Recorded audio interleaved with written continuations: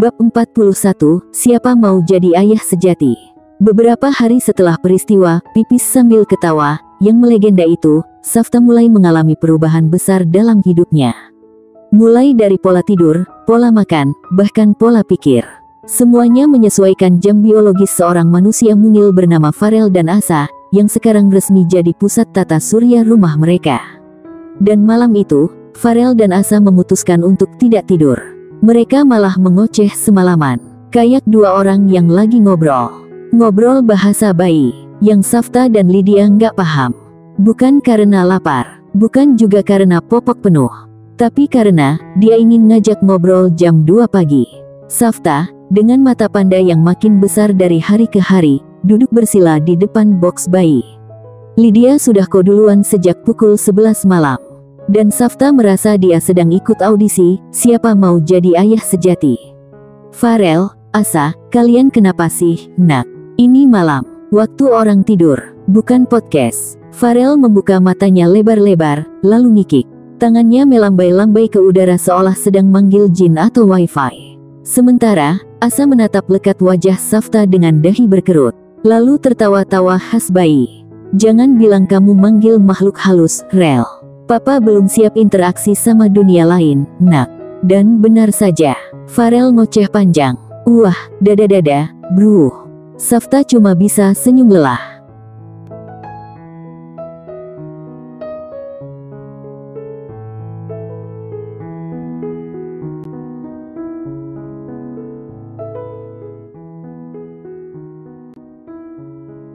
Asa mengangkat tangan mencoba meraih wajah Safta.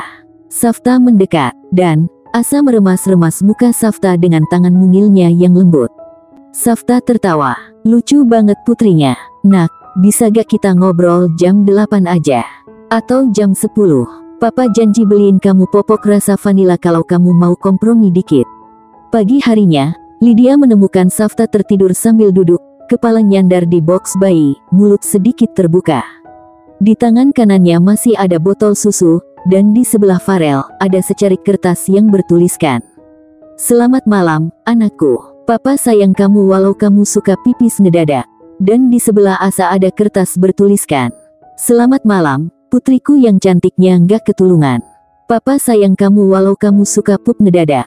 Lydia memotret pemandangan itu. "Aku mau simpen foto ini buat kalian lihat 15 tahun lagi. Biar kalian tahu, ayahmu pernah hampir masuk rumah sakit cuma karena kalian ngajak ngobrol tiap malam." Lydia tersenyum lembut, mengecup pipi ketiganya bergantian.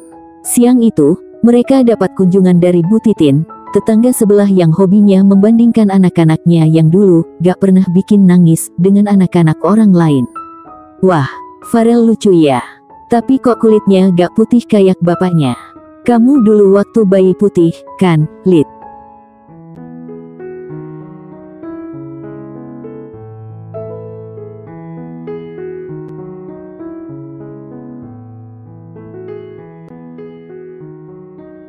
Lydia hanya senyum. Safta di belakang, mendadak memeluk Farel erat. "Maaf, Bu, anak kami ini emang warna spesial. Kulitnya bukan putih, tapi warna cinta.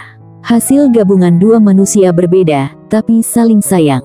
Jadi ya, agak krem sih." Bu Titin terdiam, lalu ngelirik ke dapur.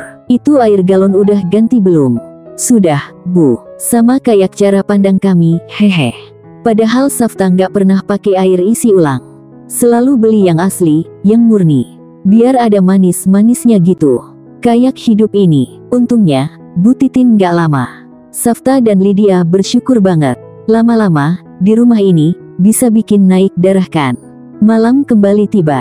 Kali ini Farel tidur lebih awal, mungkin karena dia kasihan ngeliat ayahnya mulai jalan miring kayak kepeleset mimpi. Tapi, Asa malah nggak mau tidur. Matanya masih berbinar, tanda belum ada ngantuk-ngantuknya sedikit pun. Safta tidur duluan. Lydia berusaha nidurin Asa dengan gayak ibu cerewet dan doyan ngoceh. Tapi mulutnya sampai berbusa pun, Asa masih belum tidur juga. Akhirnya, Lydia menyerah. "Kak, aku ngantuk nih." Lydia mengguncang tubuh Safta dengan kuat. Safta malah menggeliat, sambil menutup kepala pakai bantal. "Kak, gantian dong." Lydia kembali mengguncang tubuh Safta dengan kuat. Akhirnya, Safta membuka mata. Iya. Iya.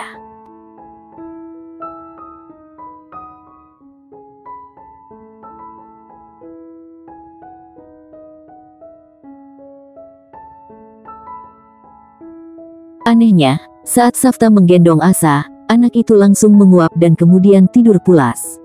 Lydia sampai kaget dan manyun. Ih curang, sama kamu kok langsung bobo sih. Safta tertawa pelan, dan mereka pun bisa tidur nyenyak. Akhirnya, sampai pagi, hari-hari berlalu dengan penuh rasa campur aduk, tapi tentu saja rasa bahagia paling besar yang ada di dalamnya. Alteza dan Anti belum bisa datang menjenguk, karena kebetulan mereka lagi ada di luar negeri. Untuk urusan bisnis, sekalian healing. Kenapa melahirkannya? Nggak nunggu aku dulu pulang sih, bulan depan, kata Alteza di telepon, yang langsung dapat cubitan mesra dari Anti, istri kesayangannya. Alteza hanya memasang tampang tanpa dosa, padahal sudah berkata yang absurd. Dan Safta hanya melongo mendengarnya. Ah, tapi kan tuannya memang begitu. Suka bicara semaunya, tapi baik sih orangnya. Meski sedatar triplek dan sedingin salju. Tapi, meski mereka di luar negeri, hadiah berdatangan tiada henti selama seminggu ini. Rupanya, Alteza menyuruh orang untuk membelikan sesuatu untuk Asa dan Farel. Safta sih tidak kaget, karena sudah tahu kebiasaan tuannya yang sultan itu. Tapi, Lydia beda lagi. Dia sampai heboh sendiri, dan berteriak kegirangan. Ya ampun, tuanmu baik sekali. Nggak ngangka, aku. Pokoknya, kalau mereka sudah pulang, aku mau traktir mereka makan di sini. Aku bakalan masakin makanan super lezat untuk mereka.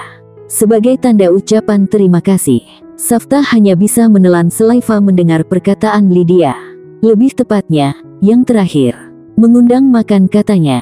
Yang membuat Safta syok adalah, karena niat Lydia yang mau masakin mereka. Iya sih, sekarang udah lumayan banyak yang bisa dia masak. Tapi, untuk lidah Alteza, dia tahu, masakan Lydia nggak akan disukainya. Dia tahu betul kesukaan Alteza, bosnya. Terlebih, masakan Lydia lebih sering gagalnya, daripada berhasilnya.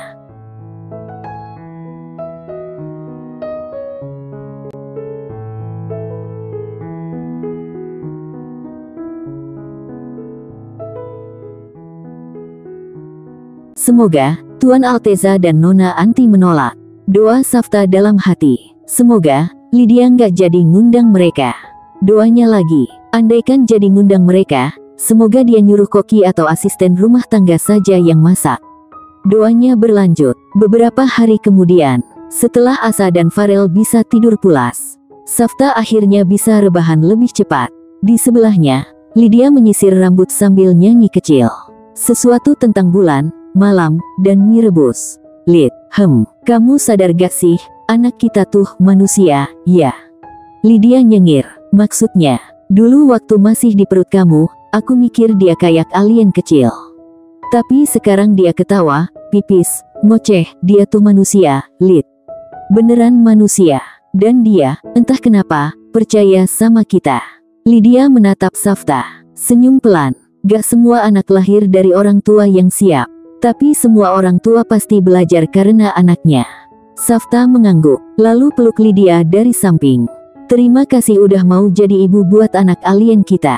Kalau kamu tetap jadi bapak aliennya, aku sih mau. Dan malam itu, sebelum benar-benar tidur, mereka berdua saling tatap. Di luar, suara jangkrik bersaing sama kipas angin. Di dalam, hanya suara napas pelan bayi mereka yang jadi pengingat kalau hidup mereka udah gak sama lagi. Ada capek, iya. Ada pipis, jelas. Tapi juga ada tawa, pelukan, dan cinta yang entah kenapa selalu tumbuh setiap hari.